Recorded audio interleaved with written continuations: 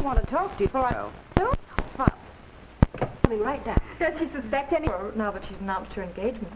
Oh, she probably hasn't thought much about it. And I'm sure she doesn't suspect it this afternoon anyway. Shall we hide There. You know, she only has to come down from the 12th floor.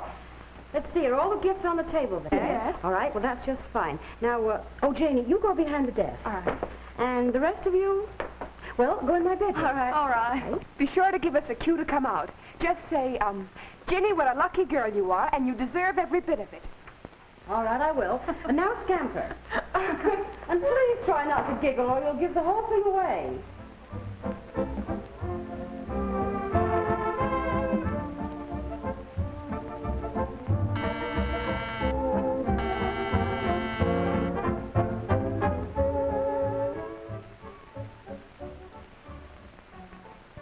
Oh, Ginny, come in. I'm glad you got down so quickly. Well, I hurried right down because I wondered if something... Oh, no, I just wanted to chat. You know, when a girl gets herself engaged, all her friends want to know all about it. Well, there really isn't much to tell. He just said, and I said yes. Well, you're a very lucky girl, and you certainly deserve every bit of it. Surprise! Congratulations, Ginny. It's wonderful. I want to know everything. What he said and what you said and everything. Oh, well, wait a minute. Suppose we let Ginny look at her presents. After all, that's the main idea of a shower, you know. Oh, I suppose I should be coy and say, oh, you shouldn't have done it. But I'm not going to say any such thing. I'll just say thank you and be happy I have such kind and thoughtful friends. And they're all such perfect presents. Every single thing is something that I want. And how did you know that I needed just this frame for John's picture? Simply because I heard you say so at Helen's party last week, silly. And these combs are wonderful. Am I wearing them right, Mary? Yes, and they're very attractive, especially for dress-up occasions. Oh, please, let me try them, Ginny.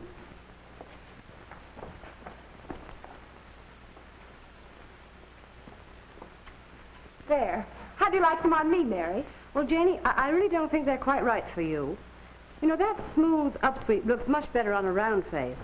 Your hair looks sweet, just soft and fluffy. Oh, dear, hair is such a problem. Oh, I know, dear, but you're not alone. When I go to the schools to give my lectures, so many of the girls ask me what to do with hair.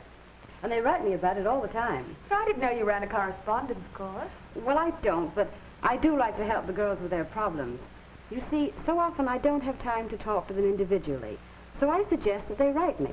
And I really enjoy answering their letters. Well, then, Mary, will you answer a few questions for me? What can I do to be glamorous? Well, now that's always a popular question with the girls. But tell me, just what is glamour? Well, it's... Oh, you know. Yes, I think I do. As a French chef might say, c'est l'ail qui fait la soupe. In other words, it's the little touch of seasoning that makes the dish just right. But suppose you get in too much seasoning. Well, then it's no good. Well, that's right. And it's just the same as glamour. Now, glamour, you know, is... Now, in order for it to be effective, that means that everything else must be right. Glamour and poise and charm, too, are all based simply on good grooming. Mary, poise and charm are personality traits. What do they have to do with clothes, makeup, and hair? Well, poise, you know, is simply a state of mind. It comes as a result of confidence in the way you look. If you know you look well, your clothes are right, your makeup natural, your hair neat, the assurance of all these things brings with it that elusive poise. So, poise comes from good grooming. And charm. Well, now, charm is the ability to make other people happy and comfortable with you. Now, that means that you must forget yourself and concentrate on putting the other person at ease. Right? Right. And I assure you, no woman can do that successfully if she's worried about the way she looks. Is her lipstick on straight? Has she a run in her stocking? Or is her hemline even? So you see, good grooming comes right in at the front door again. Why, Mary, I never thought of it that way. What else do you tell these girls? Perhaps we could learn more. Yes, Mary, give. Tell us exactly what you do at those high school lectures. Well, tomorrow morning at 9 o'clock, I'll walk across the platform of the high school auditorium.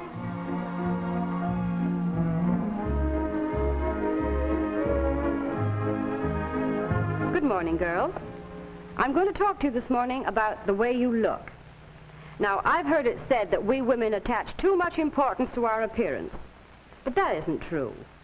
After all, the way we look exerts so much influence on the way we feel and on the way other people feel about us that it really is very important. When I talk about good appearance or good grooming or looking your best, you probably think immediately of clothes or hairstyle or makeup. Well, I realize that those things are especially interesting to you, and they are important, and I am going to talk about them. But please remember that they are just really the trimmings. Just like the icing on the cake. If the icing is very good, well, that's fine. But if the cake itself isn't good, you'd soon lose interest in the icing. So let's start with the cake and come back to the trimmings later. Basically, of course, good health and intelligent physical care are the foundations of all beauty. We all want a lovely skin, shining eyes, a beautiful smile, and loads of pep, but we can't have them except in a healthy, clean body, and I mean clean. Remember, you can't have good looks without soap and water. There's no substitute for the daily bath as a groundwork for glamour. Brilliant teeth need brushing.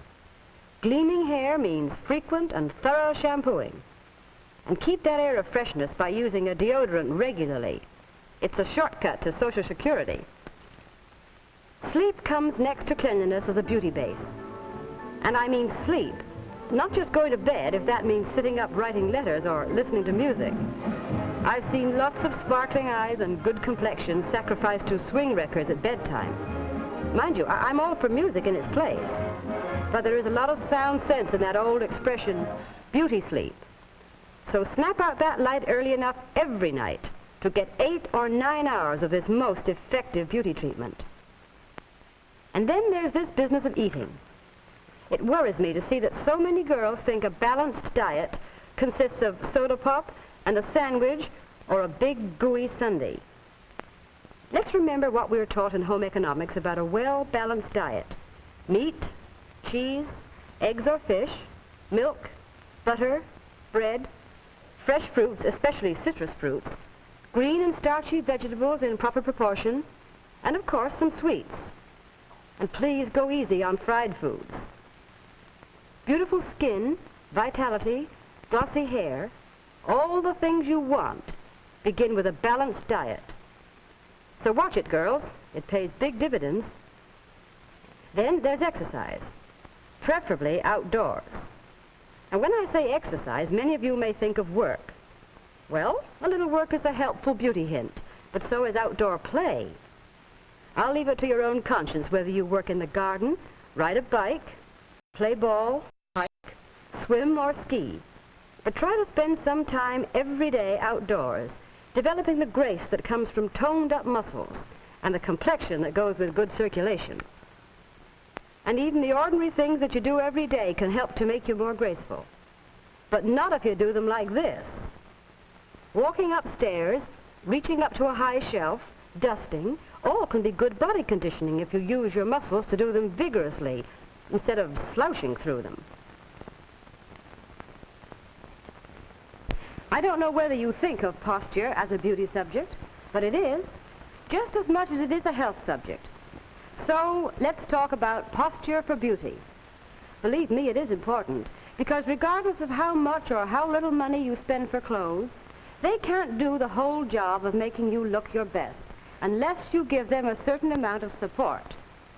I don't often advise you to take examples from the movies, but just watch any good movie actress for posture. Notice how she walks, goes up and down stairs, sits down, and gets up. Why, if her posture weren't perfect, she wouldn't be a movie star. You know, bad posture sort of sneaks up on you when you're not thinking about it. For instance, there's the girl who goes through the halls supporting her books on one hip. She looks like this. Then there's the stomach carrier. She goes through her school life looking like this. And of course, there are so many wrong ways of sitting down that I couldn't begin to show you all of them. There's the girl who throws herself at the chair as though she were playing living statues. Then there's the shoulder blade sprawler. and the knees apart, pigeon-toed thinker. Now, it's just as easy and a great deal more poised and charming to sit down and get up gracefully, all in one piece. Now, there are a lot of little bad habits that many girls have that detract from poise and charm. I call them meaningless gestures and mannerisms. I'll show you what I mean by turning my back and describing some of the things that I know are going on in this audience right now, even though I can't see them. For instance, I'll bet that right this minute there's a girl out there biting her beads.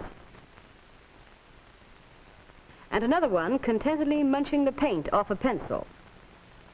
There are undoubtedly several of you who are playing with your hair, twisting a pet curl round and round and round. And of course, there's the nail biter, the worst of all nervous little habits. If you can't break yourself of this habit, never, never wear nail polish, because the bright polish will attract attention to your short, ugly nails. But don't go to the other extreme. Nails like claws. Claws are for cats. Well, I can't leave this subject of habits without talking about the good old American habit of chewing gum. Yourself. And whatever you do, don't chew with sound effects. Well, enough about habits, except to this. Be sure you rule your habits. Don't let your habits rule you. And take an inventory every once in a while, just to be on the safe side. Now I know you're all waiting to talk about clothes. Well, I love to talk about them too. But since I can't give you a whole fashion course right now, I think it would be best to talk about accessories and well-fitted clothes. It makes me think about the best secretaries I ever had. When she came to my apartment for an interview, well, I don't think that most people would have hired her. I did because I thought she had ability, and I knew I could help her with her appearance. She had on a nice tailored suit, but in the most important places it was a misfit. And no suit shows off to advantage unless the fit is right. First, it fitted badly in the shoulders. There was obviously something the matter with the skirt, and it took me a minute to figure out that it was too long. So she had just rolled it over at the waistline. No skirt will hang right if you adjust its length this way, and an even hemline is a must. Her blouse was much too fussy for a tailored suit, and her hat was all right, but she'd spoiled it by adding a veil. Her bag was much too big for such a small girl, but like so many of us, she either thought she had to carry everything she owned around with her, or she was too lazy to clean it out. Her gloves were much too elaborate, and her shoes, well, they would have been all right for an afternoon dress, but definitely not for this suit. Then, after she'd been with me for a few weeks and asked me 1,000 questions, she looked like this. The same suit, but nicely fitted and the shoulders fixed. She carried a smaller bag, suitable for a girl of her size. Now, plain gloves matched her hat. The same hat, but the veil was gone. Her plain pumps were in excellent taste, a good buy because they could be worn with practically everything. And her tailored blouse was perfect. So you can see how important accessories are, and well-fitted clothes, too.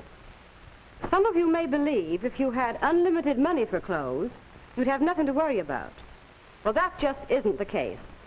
For no matter how much you spend, if you don't take good care of what you have, you won't be well dressed.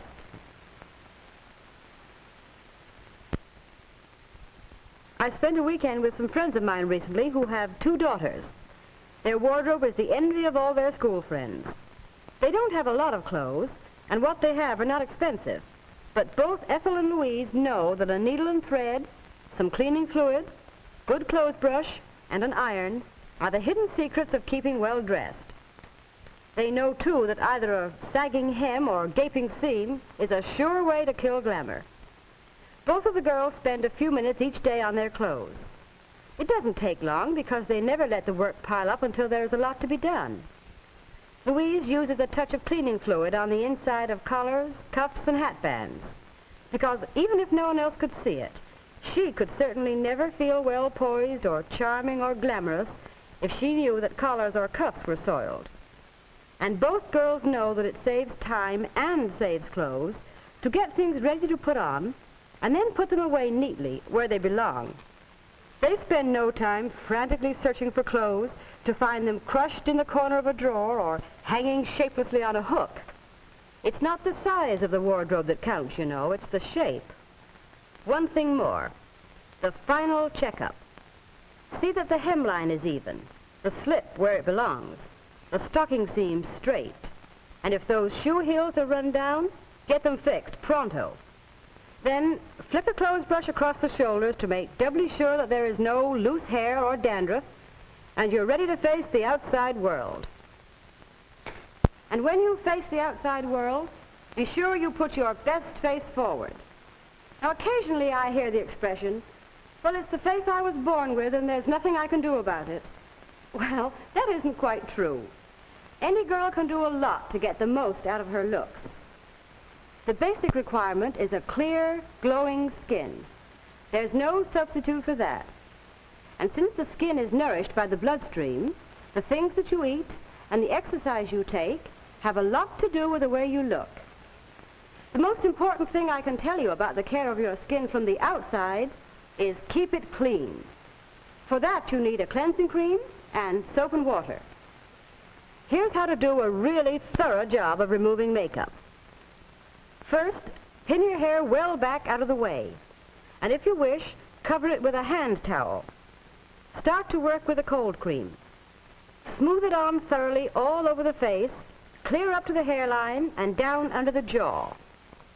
Give extra attention to the pockets at the base of the nose and the cleft of the chin. Spread the cream on using little spiral motions, always working upward. But please, not too rough. No need to pull or push your face around. It's the gentle massage with the cream that gets results. Now, tissue the cream off with long, thorough sweeps. Switch to a clean spot in the tissue after each sweep so that you don't track the grime right back again. At this point, lots of girls like to rinse with more cold cream to make sure they've removed every bit of stale makeup.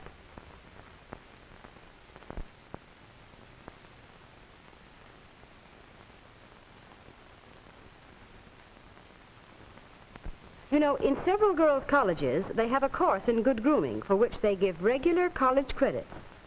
And believe it or not, one full period is devoted to teaching girls how to wash their faces. But you don't need to go to college to learn that. I'd like to give you one hint, though. Don't just slide a washcloth around and call your face clean. Friction is half the battle, and back of your neck and your ears get their share of attention. If an excessively oily skin is your problem, use a liquefying cream as your cleanser. And after removing the cream, dab on a good astringent or skin freshener. Or, if yours is a dry skin, or if your face gets really chapped, finish off with a nice, rich, dry skin cream. One that's homogenized and has plenty of lanolin. If you're off on a date instead of off to bed, makeup comes after cleansing. And I mean after. Never apply new makeup without first removing all of the old. With the help of these two young ladies, I'm going to try to give you a few pointers on applying your makeup. The first step is a smooth base. For that, you can use either a makeup pat or vanishing cream. If the pat is used, you blend it on over your entire face using a damp sponge or cotton. Apply it sparingly, and while still moist, blend it to super smoothness with your fingertips. If, instead of the pat, you use vanishing cream, the light touch is equally important. Put a little on forehead, cheeks, and chin, and spread it evenly clear up to the hairline. If you use rouge, try putting it on with the tri-dot system. One dot directly under the pupil of the eye, the second on the cheekbone, and the third no lower than the tip of the nose. Now fill in the triangle lightly and blend in carefully until no one can see that the rouge is there, not even you. Nothing dates you as much as rouge that shows.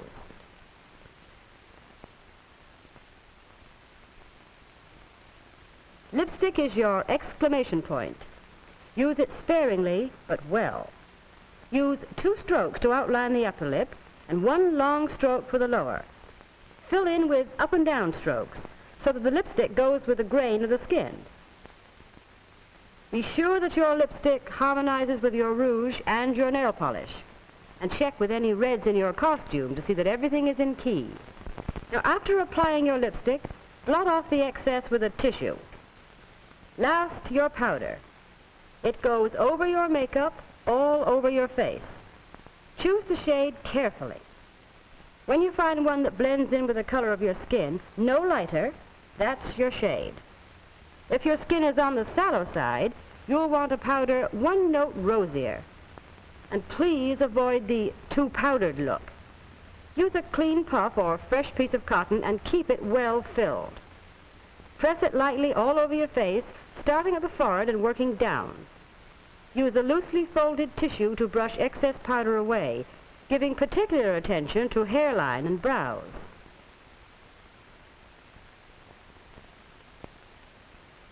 And before you leave, take a good look at your face.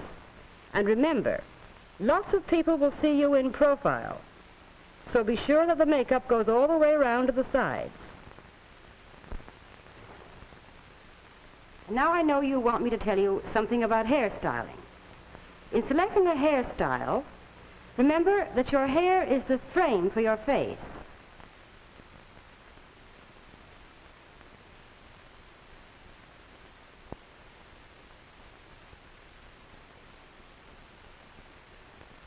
The ideal facial contour is supposed to be the oval, but some of us have round faces or square faces or long faces. So what can we do to make our faces appear a little more oval? Let's start with round faces. Here's a face that lacks a little in length and has a little too much width at the cheekbones for a good oval. Now, let's see what can be done to make it better, or worse. First, let's take hair. A feather cut wouldn't be too bad on this face if kept in hand, but an overgrown feather cut gives too much hair at the sides and on the forehead and adds to the effect of roundness. And this is a typical example of how not to wear your lipstick, with emphasis on quantity rather than quality. You never saw a natural mouth like that. One other point for round face. Don't wear too high a neckline or a large bow at the neck. It shortens the neck and increases the effect of roundness. Now let's start over again and see the right way. Here is a very good hairdo for this type of face, with the hair well off the forehead and flat against the temples. The lipstick is applied correctly to follow the natural mouth line. A V-neck completes the picture and gives the impression of a little more neck length to help make round face look oval. You see, there's quite a difference between this and this. Now let's take square face. This face is really very similar to round face, except that it has additional width at the jaw. With such a face, keep away from a hairdo like this, with bangs that take away from the length and hair hanging to the jawline that overemphasize the squareness. And these thin, straight lips emphasize the width at the jaw, and a straight-across sweater line just serves to square the whole thing off, which is wrong, of course. Now let's start over and do it right. This hairstyle helps to take away from the shortness of the face and the squareness of the jaw. This girl has thin lips, so she follows the general lip line, but fills out the lower lip slightly with her lipstick. And she wears the same type neckline as round face to give the neck added length. When finished, there's a vast difference between the wrong and the right. The third type of face is that which is long and narrow, and frequently a long neck goes with it. Of course, this hairdo is all wrong, because the hair piled on top of the head adds to the length of the face, and because it's close at the sides, it makes the face appear narrower. This vivid lipstick on thin lips gives the mouth a rather hard look. The wrong effect is completed by a V-neck, that again adds to the impression of length. The same girl, to make the most of her long face, should wear her hair like this, off the top of the head and fluffed out at the sides for added width. And she may fill out her lips a little if she can do it artistically.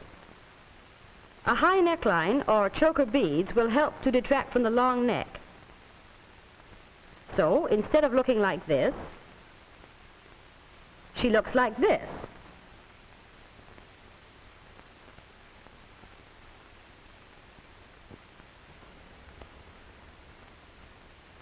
Well, it's nearly time for your next class, so I must stop talking. But there's one more thing that I'd like to say, and that is, don't copy. Not hairstyles or mannerisms or anything else. Not from anybody, in or out of Hollywood. Get ideas from people, certainly, but be sure they're ideas that can be adapted to your own personality. After all, each of you is an original, and an original is always more valuable than a copy, whether it be paintings or hats or girls. And now, before you go, if any of you have any questions that I can answer, just come up on the platform and we'll talk for a few minutes. Or, if you wish, you can write me for any advice on clothes or hair or makeup or any other part of good grooming. I'll answer your questions just as soon as I can.